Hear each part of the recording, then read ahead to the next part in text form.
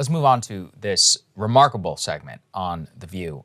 So I don't consider myself a View connoisseur, so I don't know the revolving cast of characters. Jedediah Bila, is that how I say her name? I think it's Bila. Bila, okay. Jedediah Bila, former conservative co-host on The View, appeared recently back on her old show in order to promote her book. Now, during the course of that, she was not allowed on The View set because she's not vaccinated. According to her, she has a medical exemption. There's no verification or whatever on that. But there was an exchange between her and her former coworkers on The View around vaccination and around COVID.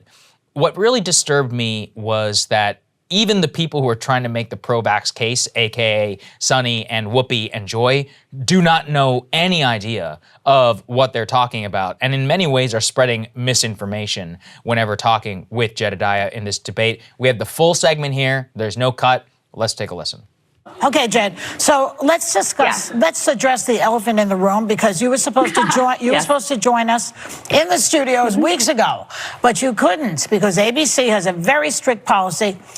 You can't get into this building unless you're fully vaccinated. Everybody in this room knows that and is vaccinated.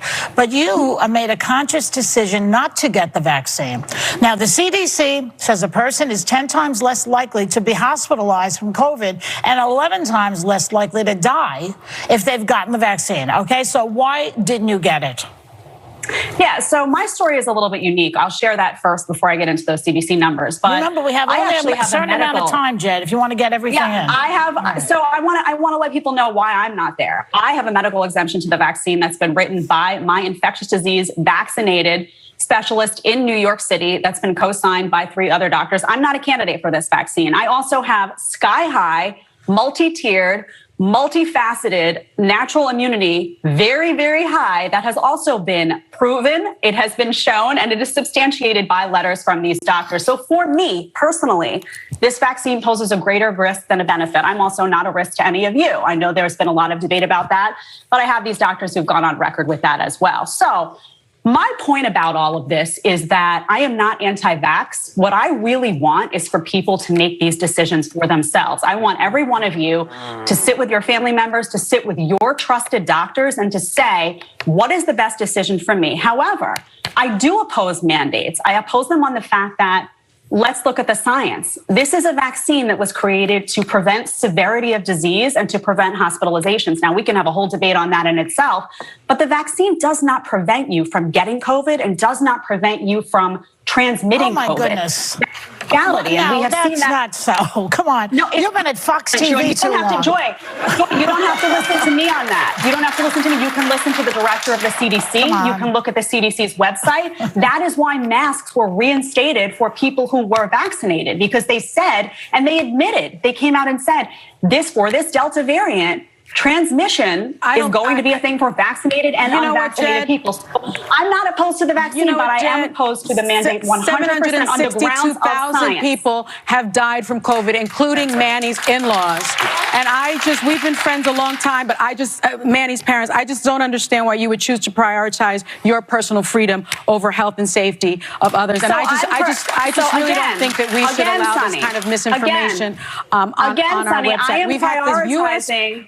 We've had the United States Surgeon General debunk. Yes, I heard what he said. Everything that you've just said, and I just don't think we should allow this kind of misinformation on our air. I'm really sorry, my friend. I'm really sorry, my friend. First of all, I would say to you as a friend, what I just said to you is I am prioritizing my health, and people talk about the common good. Over the health and safety of other people. You're not going to have a common good if you're not prioritizing your own health. You have the Surgeon General. This should sound very familiar to you, Jed.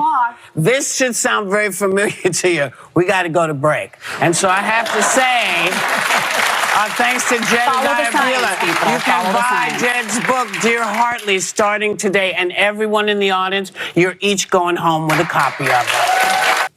Pretty remarkable segment there, Krystal. There's a lot going on. There's a lot to unpack. Yeah, no, I'm curious for your thoughts. So, here. Yeah. Okay, so here's the thing. First of all, I would say overall, did anyone learn anything? Did anyone change their minds? Because, I mean, listen, you have to think about these conversations. I think we try to think about this on our show and, you know, respect other people who approach things as like, what do we actually want to get out of this? That's right. Sometimes there is a goal of, I just want to expose this person, right? That's a legitimate thing, but you know, for me at this point in the conversation about vaccinations, it's much more useful to do like what Sanjay Gupta did and go on with Rogan and have an exchange that doesn't just shut down into like, you're risking people's lives and how dare you and this is misinformation. So that's number one. Did the View audience get anything out of that exchange? No. Anybody who came and watched that, their priors were confirmed, right? Whichever side of this debate that you're ultimately on. Now, I think that the View hosts did a very poor job ultimately because of how they treated Jedediah in that moment of effectively debunking what I think were some very selective things that she was ultimately saying. Because she wanted to say, look, it's true. You are vaccinated and you got sick with COVID. Yes. It's true. Breakthrough infections are definitely a thing. She says Jedediah wants to point to that, but she doesn't want to tell you that severe cases, hospitalization, and death dramatically reduced by the vaccine and this is the part that I think is really disingenuous from her talking points, you are also much less likely to get and spread the disease if you're vaccinated. It can still happen. Yes. But you are much less. We don't know what that figure is, but it is there. You are much less likely to get and spread the disease if you have the vaccine. She just wants to say it's still possible, right? Yeah, it's still possible. But we have to talk about, you know, risks. We have to talk about the impact it has. And then, of course, they want to ignore the severe hospitalization and death thing altogether.